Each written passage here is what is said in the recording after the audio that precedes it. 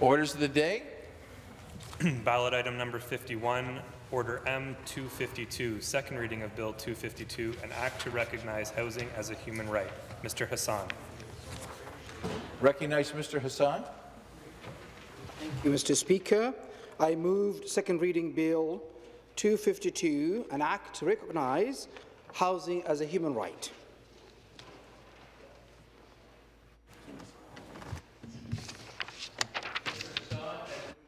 Reading of Bill 252.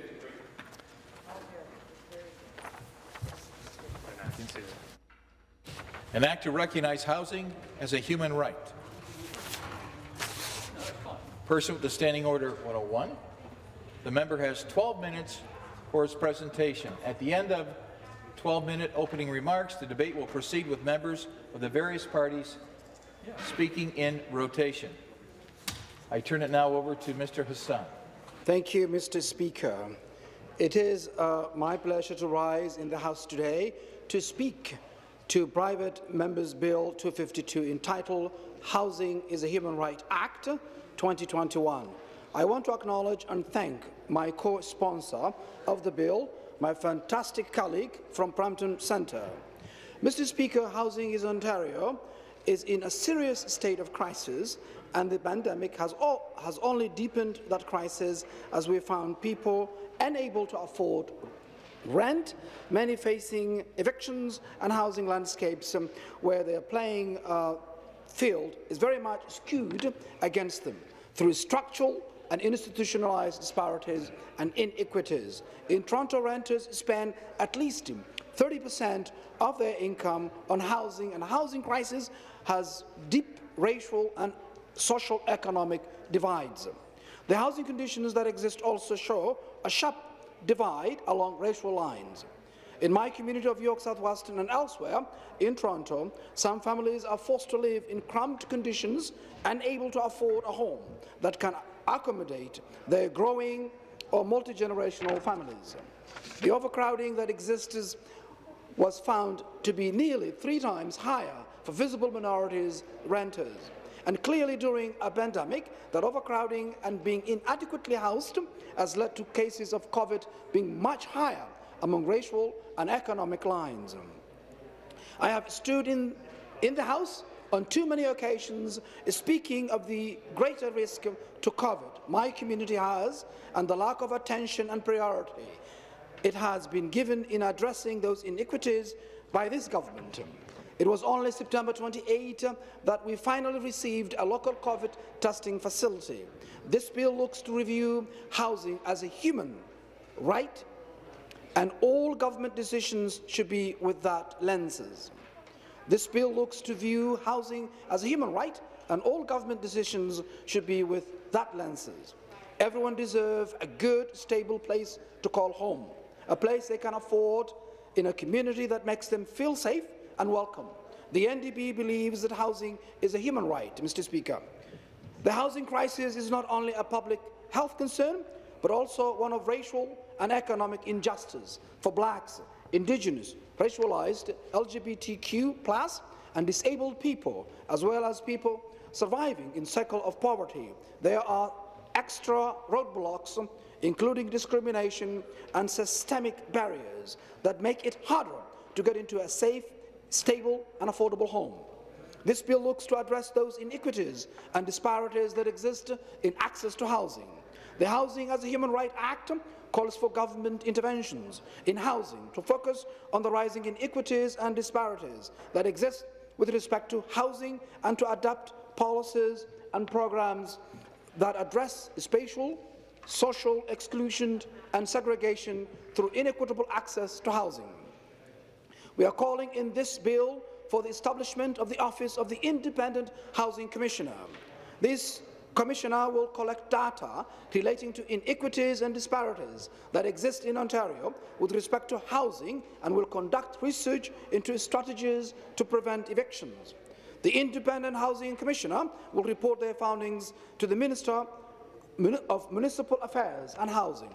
A Housing Inequities and Disparities Working Group will also be established. drawing from experts and lived experience in the economic and social challenges many face with respect to access to proper housing in Ontario. Government after government has turned their back on people who need to get their families into safe, affordable and stable housing. For decades, Conservative and Liberal governments have created loopholes and rules that benefit developers and big property owners and have made it increasingly harder for everyday folks to afford a place of their own. We feel it is time to fix the disparities in housing and to recognize housing as a human right. This bill sets out to do just that, Mr. Speaker. There was a housing report published this past November by Social Planning Toronto, which very much influenced this bill. The report is based on a 5-year study, a first of its kind that maps out the way racialized individuals, specific racialized population groups, newcomers and refugees are disproportionately affected by the Toronto housing crisis. The report is entitled Spaces and Places of Exclusion, Mapping Rental Housing Disparities for Toronto's Racialized and Immigrant Communities. The report's co-authors are Naomi Lightman from the University of Calgary and Lou Anne Good-Gingrich of York University. As the Member of Provincial Parliament for York South-Western, and through my role as Member of the Black Caucus and critic for youth opportunities, that I can affirm that the disturbing statistics and evidence of disparities that exist along racial, social and spatial lines is all too familiar to me, Mr. Speaker. This bill will seek to fix the disparities that exist in housing. The creation of an independent housing commissioner will give the Minister of Municipal Affairs and Housing recommendations and solutions and plans of action so that we can address the injustice and help more people get into a safe, affordable, stable home they can afford. Housing disparities and inequities will be addressed and studied through the establishment of a working group. The working group will be guided by a variety of research parameters that will help us to better understand the housing divide. Some of those directions you will see in the bill include reviewing the impact of residential evictions and how they affect racialized Ontarians and those of lower social economic status, barriers that exist to affordable home ownership for both young and older Ontarians, potential interventions that would help mitigate income inequality and wealth inequality that will help ensure an effective and just economic recovery following the COVID-19 pandemic. Mr. Speaker, those are a few of the areas the working group will look at. It is our hope that this bill will provide the thorough review needed to study and make recommendations so very much needed to ensure housing is a human right and no one is left behind due to inequities and disparities that are prevalent in our society. I had the pleasure, along with my co-sponsor, colleague from Brampton Centre, of meeting virtually with and discussing this bill with a variety of community stakeholders with direct experience in housing and social issues. ACON Toronto was very helpful through these processes, and ACON East York Chair, Alexandra Burgers, had this to say: housing is a human right, and the government needs to make sure to protect people by removing barriers people face, like unfair evictions in a pandemic. And for example, the government needs to create a rent relief program for 10% of tenants in Ontario who are facing arrears, according to CMHC. The government also needs to support non-profit housing, co-op housing, to create a housing system that is based on people's rights and not one of that prioritizes the right for investors and big landlords to maximize profits. I want to thank Naomi Lightman and Lou Anne Gingrich from the University of Calgary and University of Toronto. Lou Anne Gingrich from University of York University, and a co-author of the Social Planning Toronto report suggests that the Housing is a Human Right Act lays the foundation for powerful evidence-based policy intervention as it defines a universal goal while promoting targeted and local strategies to address the precise inequities produced by extremely uneven labour and housing market.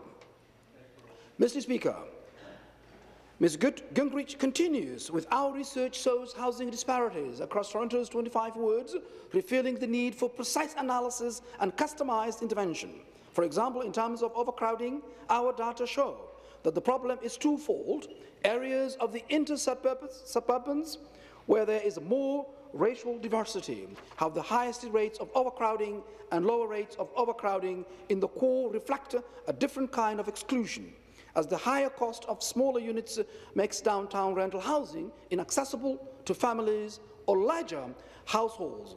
This dynamic contributes to intensifies racial segregation and spatial divides in Toronto, a reality laid bare by the COVID-19 pandemic. Lastly, I would like to add another community voice with Licia Bradley, who is the Executive Director of Centre for Equality Rights in Accommodation, which is Canada's oldest charity looking to advance the right to housing for all. She had this to say about this bill.